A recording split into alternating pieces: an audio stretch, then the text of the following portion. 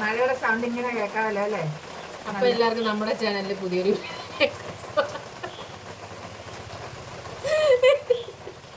ആദ്യത്തിന്റെ ചിരിയോ അല്ല സ്വാഗതം പറഞ്ഞതിന് മഴയുടെ സൗണ്ട്. അപ്പൊ അമ്മയുടെ പറയാൻ സ്വാഗത പ്രസംഗം കഴിഞ്ഞു. ഇനി അധ്യക്ഷ പ്രസംഗം നടത്താൻ മണിയമ്മ ക്ഷണിച്ചു കൊടുക്കും. അപ്പൊ ഒന്ന് കൈ അടിച്ചേക്കാം. സമയം എത്രയെന്ന് വല്ല ധാരണയുണ്ടോ? 9:55.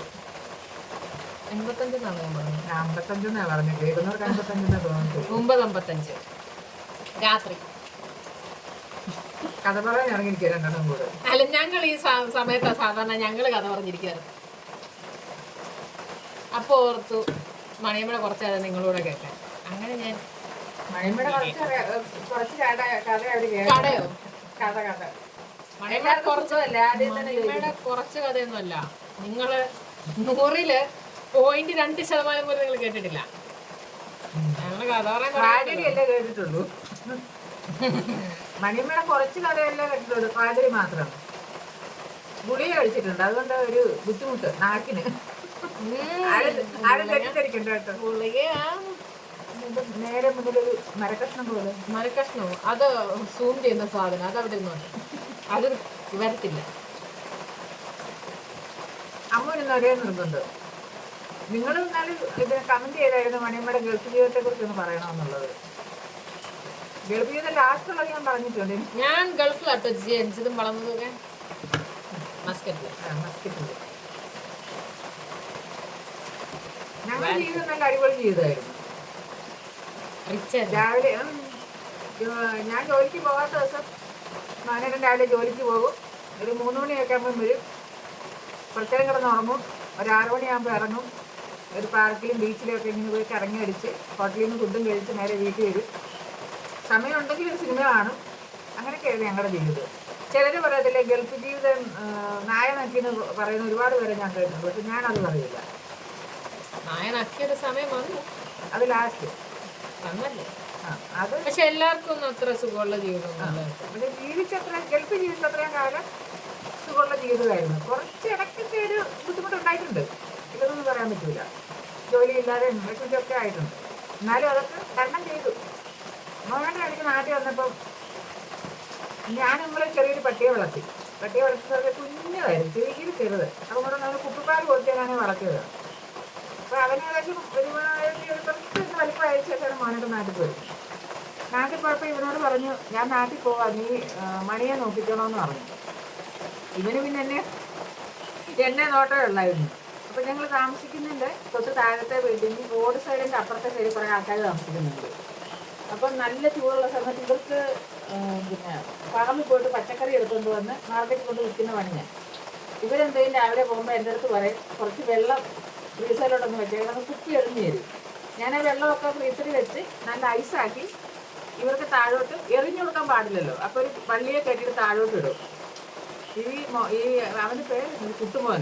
കുട്ടുമോൻ എന്താ ചെയ്യുക, എൻ്റെ പറ്റി കേട്ടോ, കുട്ടുമോൻ അങ്ങോട്ട് കയറി നിന്നിട്ടുണ്ടല്ലോ, ജമ്മം ചെയ്ത ഈ വെള്ളം കൊടുക്കാതെ ഞാൻ താഴോട്ടിടും, ഇവനെ വള്ളിയെ പിടിക്കും. അങ്ങനെ അവസാനം അവർ പറഞ്ഞെൻ്റെ പൊന്നി ശവിച്ചേച്ചി ഇന്ന് അവരെ കൊണ്ടൊന്ന് കളയാൻ പറ്റുമോ, കളയാൻ പറ്റുമോ. അവസാനം ഒരിക്കൽ ഞങ്ങൾ വീട് മാറി താമസിക്കാൻ നിന്നപ്പോൾ വീട് നോക്കാനായിട്ട് ആൾ വന്നപ്പോൾ ആ പുള്ളിക്കാരൻ പറഞ്ഞു ഞങ്ങളുടെ ഒരു വീട് ഒഴിഞ്ഞ് കിടക്കുന്നുണ്ട്.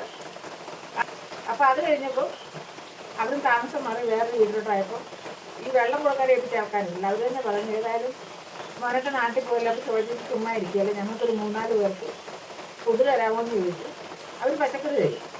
അങ്ങനെ അവർക്ക് 3-4 പേർക്ക് കൊടുത്തു തുടങ്ങി. മോനൊക്കെ നാട്ടിൽ പോയിട്ട് വന്നപ്പോഴത്തേക്കും ഒരു 15 പേരായി. അവിടുന്ന് പിന്നെ ചെറിയ ചെറിയ ഒരു 150 പേരുടെ മെസ്സ്. ഞങ്ങൾ 2 കൂടെ ഉണ്ടാക്കും. മോനോട് രാത്രി ചപ്പാത്തിക്കൊക്കെ വളരെ പാടുപെട്ട് മാവ് ഒഴിച്ചരും. 1-2 ദിവസം ചപ്പാത്തി പരത്തിട്ടുള്ളൂ. പിന്നെ കൊണ്ട് കൊടുത്തൊരു പറഞ്ഞു, ഈ ചപ്പാത്തി എനിക്ക് വേണ്ട, ഇന്ത്യയുടെ ടൈപ്പുള്ള ചപ്പാത്തി വേണ്ട ഞങ്ങൾക്ക്, നല്ല ചപ്പാത്തി. അത് ചപ്പാത്തി ഇങ്ങനെ ഷേപ്പല്ല. നമ്മൾ ചപ്പാത്തി ഉണ്ടാക്കാൻ അറിയാത്തവർ ആദ്യമായിട്ട് ചപ്പാത്തി വരുന്നത് എങ്ങനെയാണെന്ന് നല്ല ഷെഡിയുടെ ഷേപ്പിൽ വരുള്ളൂ, ഷേപ്പില്ല. ഷേപ്പ് പറയാൻ പറ്റത്തില്ല. എനിക്കും ആദ്യം അങ്ങനൊക്കെ തന്നെ ആയിരുന്നു. ഞാൻ നേരത്തെ ചപ്പാത്തി എത്തുമ്പോ നല്ല സൂപ്പർ. മറ്റേ ദിലീപ് ഓവനകത്ത് ഉണക്കാൻ വെക്കുമല്ലോ, അത് അതേപോലത്തെ ഷേപ്പിലൊക്കെ ആയിരുന്നു ഞാൻ ഉള്ളായിരുള്ളൂ. അങ്ങനെ അത്രയും പേർക്ക് ഭക്ഷണം കൊടുത്തു. 150 പേർക്ക് മെസ്സ് കൊടുത്തു. പൈസ 150 പേർക്ക് മെസ്സ് കൊടുത്തോ? ആ മെസ്സ് ഉണ്ടാക്കി വീട്ടിൽ ഭക്ഷണം ഉണ്ടാക്കി ഫുഡ് കൊടുത്തു. കൊടുത്തു. ആ 150 പേർക്ക് മെസ്സൊന്നും കൊടുക്കാൻ പറ്റൂല. അവളതിൻ്റെ ഇടയ്ക്ക് അത് കണ്ടുപിടിച്ചു. എന്തൊരു സാധനം ഇതെന്നറിയോ, എന്തെങ്കിലും പറയുന്ന നോക്കി ഇരുന്നാലും. ഞാൻ എല്ലാ കാര്യം അതിന് വണ്ടി ഇല്ലായിരുന്നു കൊണ്ട് കൊടുക്കാൻ. അടുത്ത വീടിൻ്റെ അടുത്ത് താമസിച്ചോണ്ടിരുന്ന അറബിയുടെ വണ്ടി എടുത്തായിരുന്നു ആഹാരം കൊണ്ട് കൊടുത്തോണ്ടിരുന്നത്. പിന്നെ കൊടുത്ത് ഇങ്ങനെ കുറച്ച് പൈസ പിടിച്ച് വെച്ചിട്ട് ഞങ്ങൾ ചെറിയൊരു ടൊയോട്ടയുടെ വണ്ടി എടുത്തു, സെക്കൻഡ് ഹാൻഡ്. പിന്നെ അതേ കൊണ്ട് കൊടുത്തു. അത് കഴിഞ്ഞ് ആ വണ്ടിക്ക് കംപ്ലൈൻറ്റ് വന്നപ്പോൾ അവിടെ ഉള്ള ഫ്രണ്ട്സ് ആരെങ്കിലും ഒക്കെ വിളിക്കാറ്?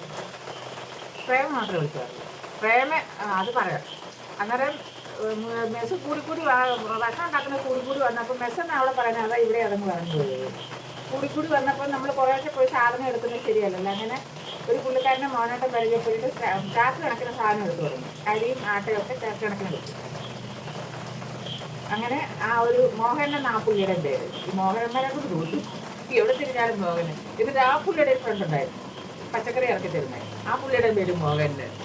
അപ്പം ആരെങ്കിലും ഒരാൾ മോഹനം വന്നുകൊണ്ട് ചോദിച്ചാൽ ഞാൻ പറയും പച്ചക്കറി വന്നില്ല, അരി വന്നിരിക്കുന്നത് പറയും. ആ പുള്ളിക്കാരനായാലും ഞങ്ങൾക്ക് മെസ്സ് തീരുന്ന വരെ സാധനം ഇറക്കി തീരുന്നതിന് 1 മാസം മുന്നേ വരെ പുള്ളിക്കാരൻ സാധനം ഇറക്കി തന്നുകൊണ്ടിരുന്നു. മെസ്സ് നിർത്തി ഞങ്ങൾ ടൊയോട്ട വണ്ടി എടുത്തു. ആ വണ്ടി കേടായപ്പോൾ ഞങ്ങൾ പിന്നെ ഒരു ഓടി വണ്ടി എടുത്തു. അത് സെക്കൻഡ് ഹാൻഡ് തന്നെ. ഓടി പോയിട്ട് പിന്നെ ഞങ്ങളൊരു പുതിയ മസ്ഡയുടെ വണ്ടി എടുത്തു. അന്നേരമൊക്കെ ഇവിടെ അച്ഛൻ പറയും ഞാനൊരു നല്ല വണ്ടി ഇതിലൂടെ ഓടിച്ചിട്ട് ഞാൻ പോവുള്ളതെന്ന്. അത് ഞാൻ പറഞ്ഞു അത് കയ്യിൽ വെച്ചത് നമുക്കത് പിന്നെ ആലോചിക്കാം, കാര്യം നല്ല വണ്ടി എടുക്കാനുള്ള പൈസയൊന്നും നമ്മുടെ കയ്യിലില്ലെന്ന് പറഞ്ഞു. അങ്ങനെ ഒരു ദിവസം മോഹനെ വിളിച്ച് സാധനം ഇറക്കാൻ വിളിച്ചപ്പോൾ പുള്ളിക്കാരിയാണ് പ്രേമയാണ് പോകണത്. പുള്ളിക്കാരുടെ ഭാര്യ, അവൾ ബ്യൂട്ടീഷ്യനാണ്. പുള്ളിക്കാരി പറഞ്ഞു ഏട്ടനൊരു നെഞ്ചുവേദന വന്നു, സിറ്റി സെൻ്ററിൻ്റെ അവിടെ ഇങ്ങനെ വീണു, പുള്ളി പോയി എന്ന് പറഞ്ഞു. പിന്നെ അതോടുകൂടി ഒരു 2 മാസം കൂടെ മെസ്സ് ഓടിച്ചിട്ട് പിന്നെ ഞങ്ങൾ മെസ്സ് നിർത്തുകയായത്. മെസ്സ് നിർത്തി കഴിഞ്ഞപ്പോഴത്തേന് പിന്നെ മോനേട്ടന് വേറെ നല്ലൊരു ജോലി ശരിയായി കമ്പനിയിൽ. ആ കമ്പനിയിൽ കയറി. അതിനൊക്കെ മുന്നേ ഒരു സംഭവമുണ്ട്, അത് പറയാൻ മറന്നു. ഞാനൊരു 5 മാസത്തേക്ക് ലെബനാനിൽ പോയിട്ടുണ്ടായിരുന്നു. അടിപൊളി സ്ഥലം, കാണേണ്ട സ്ഥലം. കാണുമ്പോൾ തന്നെ അവിടെയൊക്കെ പോയി കാണണം. നല്ല പഴങ്ങൾ മാത്രം ഉള്ള സ്ഥലം. ലെബനാനിൽ പോയിട്ട് 4 മാസം കഴിഞ്ഞ് 5 മാസം കഴിഞ്ഞ് വന്നപ്പോഴത്തേന് ഈ മെസ്സിൻ്റെ പൈസ കുറേ ഉണ്ടായിരുന്നു. ബാക്കി എല്ലാം കൂടെ ചുരുക്കൂട്ടി വെച്ചിരുന്നാണ് ഞങ്ങൾ ഈ വീടിന് അഡ്വാൻസ്. പ്രേമ അങ്ങനെ ആ ഇതിൽ പോയി ഞാനും ഇങ്ങനെ പോകുന്നു. പിന്നെ ഒരു കോണ്ടാക്റ്റും ഇല്ലാതായിട്ട് കുറച്ച് നാൾ വിളിച്ചു. പിന്നെ ഈയിടെ ഇങ്ങനെ ഒരു ഇൻസ്റ്റഗ്രാമിലായിരുന്നു ഇന്നലെ ഇത് വന്നത്. മെസ്സഞ്ചറില്ല, അതാ ഇത് തന്നെ ഫേസ്ബുക്കിൽ നമ്പരും ഇതും കൂടി ഇട്ടിട്ട് വിളിക്കാൻ പറഞ്ഞു. അങ്ങനെ വിളിച്ചു. ഇപ്പോൾ കോണ്ടാക്റ്റ് ഉണ്ട്, ഇടയ്ക്കിടയ്ക്ക് വിളിക്കും. അവളവിടെ തന്നെ ഉണ്ട് ഇപ്പോൾ. അങ്ങനെ കുറേ ജീവിതങ്ങൾ. പിന്നെ ഞങ്ങൾ മെസ്സൊക്കെ കഴിഞ്ഞ് കഴിഞ്ഞിട്ട് സൂപ്പർ മാർക്കറ്റ് എടുത്തു. 1 വർഷം 1.5 വർഷം. അത് പിന്നെ അറബി പ്രശ്നം ഉണ്ടാക്കിയിട്ട് അറബിയുടെ പേരിലാണ് എടുത്ത്. അറബി കൂട്ടി ഇടപാട്ടിന് പോയി. അങ്ങനെയൊക്കെ കഥകൾ. നിനക്കൊന്നും പറയുന്നില്ലേ? എനിക്കോ നാളെ ക്ലാസ്സിനോ? അത് തന്നെ എൻ്റെ കഥ. നാട്ടിൽ പോകണ്ടേ? കിടിച്ചേട്ടൻ്റെ പിറന്നാളാ 30-ാം തീയതി. അതിന് പോണം. കുറേ പ്ലാനിങ് ഉണ്ട്, അതൊന്ന് ശരിയാക്കി എടുക്കണം. എനിക്കങ്ങനെ പ്രത്യേകിച്ച് നല്ല ഓർമ്മകളൊന്നും ഇല്ല അയറക്കാൻ.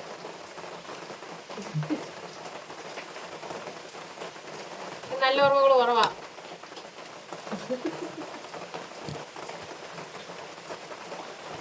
ദുരന്ത കഥകൾ വേണോ?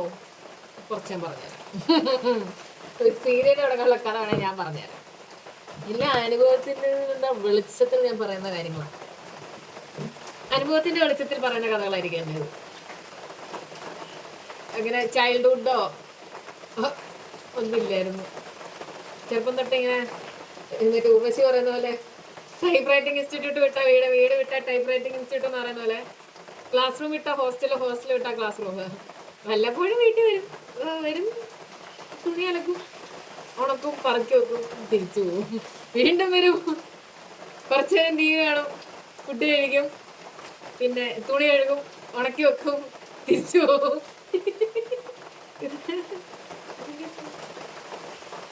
നമുക്ക് ചില കാര്യങ്ങൾ നമുക്ക് വീഡിയോ കൂടെ പറയാൻ പറ്റത്തില്ല. എന്താണെന്നറിയോ, നമ്മൾ പല സത്യങ്ങൾ വിളിച്ചു പറയുന്നവരുണ്ടല്ലോ, പല ബന്ധങ്ങളും അവിടെ നിന്ന് പോകും. അല്ല നമ്മക്ക് പറയാൻ പറ്റുമോ? എനിക്ക് പറയാൻ ഉറപ്പുണ്ടല്ലോ. ഇപ്പൊ ഞാൻ ഈ പറഞ്ഞ കഥ തന്നെ എന്തെല്ലാം കാര്യങ്ങൾ ഞാൻ വീട്ടിൽ പറഞ്ഞിട്ടുള്ളത് പറയാൻ പറ്റില്ല. സത്യമായിട്ടും നമ്മുടെ ബന്ധങ്ങൾ കുറച്ച് ഒരു ബന്ധങ്ങളും ഉണ്ടാകത്തില്ല. നമ്മള് വാ തുറന്ന ജീവിതം തീർന്നത് ടീംസ് വരെ ഉണ്ട്. പിന്നെ നമ്മള് വാ നോക്കാത്ത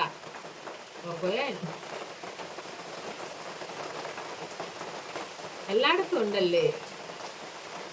എന്നാ നല്ല ആൾക്കാരും ഉണ്ട്, എല്ലായിടത്തും ഉണ്ട്, എല്ലാ രാജ്യത്തും ഉണ്ട് നല്ല ആൾക്കാർ. ഇന്ന് ചോദിക്കാനിടയ്ക്ക് എല്ലാവർക്കും സുഖമല്ലേ ചോദിച്ചു. അതല്ലേ അമ്മ ആദ്യം ചോദിച്ചത്. അമ്മ ഒരു വട്ടം ചോദിച്ചോ. ഗുളിക തന്നിട്ട് തലക്ക് കുടിച്ചു.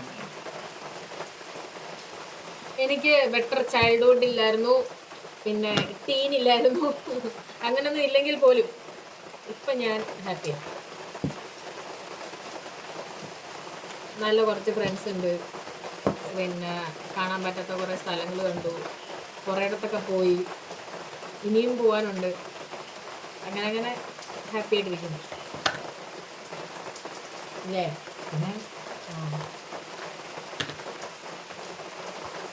ഹെൽത്തിന് കുറച്ച് വിഷയങ്ങളുണ്ട്. ഇനി അടുത്ത ദിവസം ഞാനും തോന്നുന്നു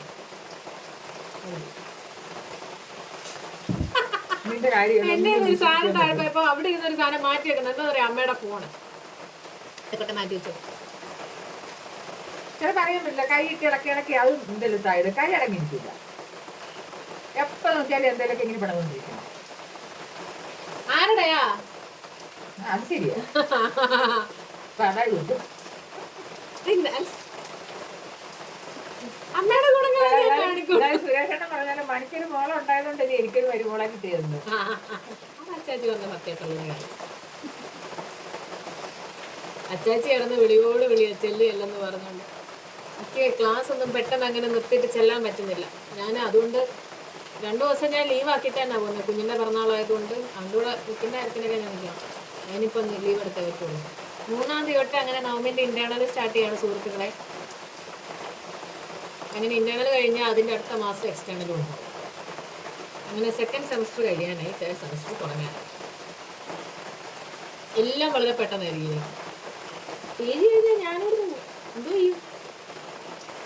ഞാനിവിടെ കഴിയല്ലാണ്ട് ഞാനൊന്ന് പാക്കാൻ പറ്റുമോ? പച്ചേന്നൊക്കെ പറഞ്ഞേനെ. പറ്റിയത് അപ്പഴേ വേണം. പ്രേമ റെഡിയാ എടുത്തല്ലേ. പ്രേമേനെ അമ്മയൊന്നും കൂടെ കെട്ടിയാൽ പറഞ്ഞാൽ വിടുന്നുണ്ട്. പ്രേമ കെട്ടിയപ്പോ തൊട്ട് മസ്കറ്റിൽ പോ റെഡി ആയിട്ടിരിക്കുക. ഞാൻ പോകും. എന്നാലേ അടുത്ത ദിവസം ദീപ്തി ചേച്ചിയൊക്കെ അങ്ങ് ഇവിടെ പോകുന്നുണ്ട്. ഞാൻ പോയിട്ടുണ്ട്. അതിന് അമ്മയുടെ ആരാണ്ട് വിളിച്ചു. ഞാൻ പോകുന്ന കാര്യം പറയാനാ. അങ്ങനെ ഞാൻ പോകും. എന്നാ ഇവര് മസ്കറ്റിൽ പോ വരുന്നോ എന്നൊരു ചോദ്യം ഞാനവിടെ പോലും ചോദിക്കുന്നുണ്ട്. വരുന്നെങ്കിൽ വാന്നൊക്കെ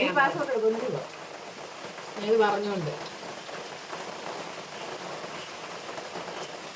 വിളിച്ചെല്ലാം ഡീൽ ചെയ്ത് ഞാൻ കേട്ടായിരുന്നു. അങ്ങനെ പറയാനൊരു ആളുണ്ടല്ലോ. ഞാനെന്താ ഉരുളക്കിഴങ്ങോ? ഉരുളക്കിഴങ്ങ് നല്ല സാധനം. ഉരുളക്കിഴങ്ങ് എന്തൊക്കെ ഉണ്ടാക്കാൻ അറിയാമെന്നറിയോ? എന്നെ കിഴങ്ങാക്കുന്നുണ്ട് കുറച്ചുള്ള. ഞാൻ പിന്നെ വേണ്ടാന്ന് വെച്ചിട്ടാ. എനിക്കിഷ്ടമല്ല. കഴിഞ്ഞില്ലേ? എങ്ങനെയുണ്ട്? അതാണ് എല്ലാം കള്ളക്കൂട്ടങ്ങളാണ്. അതാണ് എന്റെ കൊച്ച് കണ്ടുപിടിച്ച് കഴിഞ്ഞപ്പോ അതാണ് എന്റെ കൊച്ചെന്ന് ഇതുവരെ ഒരു ചിന്തയില്ലായിരുന്നു. ഗൾഫിൽ പോകാൻ പ്ലാൻ ചെയ്യുന്നതിനെ വരെ കുഴപ്പമൊന്നുമില്ലായിരുന്നു. പ്ലാൻ ചെയ്ത് കഴിഞ്ഞാൽ കൈയോടെ പിടിച്ചു കഴിഞ്ഞപ്പോ പറയുവാ ഇതാണ് എന്റെ കൊച്ചെന്ന്. നിങ്ങളിത് കേൾക്കണം. ഇവള് പറയുന്നേ അവരെങ്കിലും കേൾക്കുന്നുണ്ടല്ലോ എന്റെ ധർമ്മസങ്കടം. അത് കേൾക്കുന്നുണ്ടല്ലോ. ധർമ്മസങ്കടമല്ല, സന്തോഷം. അപ്പൊ ഞാൻ സന്തോഷത്തോടെ പറഞ്ഞെന്ന് വിചാരിച്ചേ എനിക്ക് സമ്മതമല്ല. ഒരു ജഗദീഷ് പറയുന്നല്ലേ കല്യാണത്തിന് സമ്മതമാണെങ്കിലും വിടമാട്ടെ. അമ്മയ്ക്ക് ഒറ്റയ്ക്ക് പോകാൻ പേടിയാന്നല്ലേ പറഞ്ഞേ? നീ വന്നോടി.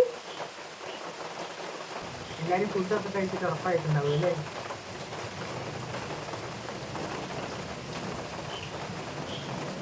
ഞാൻ എന്റെ കൂട്ടുകാരെ കാണിച്ചു തരാം കേട്ടോ. അമ്മയുടെ കൂട്ടുകാരുടെ ഫോട്ടോ സൈഡിൽ ഇട്ടേക്കാം. കുഞ്ഞിന്റെ പിറന്നാളിന്റെ ഒക്കെ വീഡിയോസ് ദീപി ചേച്ചി ഇടും കേട്ടോ.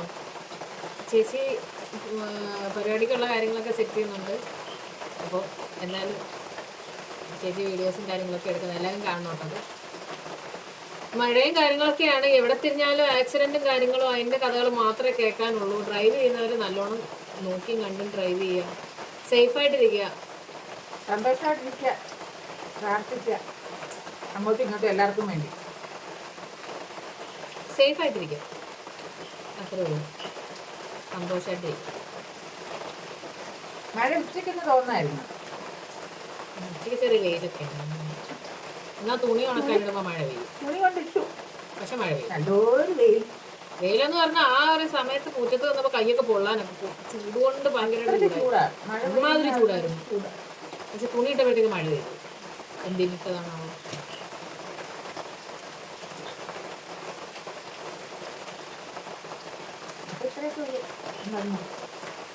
അപ്പൊ ഇത്രയൊക്കെയുള്ള നമ്മുടെ വീഡിയോ. ഇന്ന് ഞാനല്ലേ കിടന്ന് ബ്ലാ ബ്ലാ ബ്ലാ പറയുന്നത്. ഇന്ന് അമ്മയുടെ വകയുള്ള ബ്ലാ ബ്ലാ ബ്ലാ ആയിരുന്നു. അടുത്ത ദിവസം പുതിയൊരു വീഡിയോ ആയിട്ട് ഉടനെ വരുന്നതായിരിക്കും.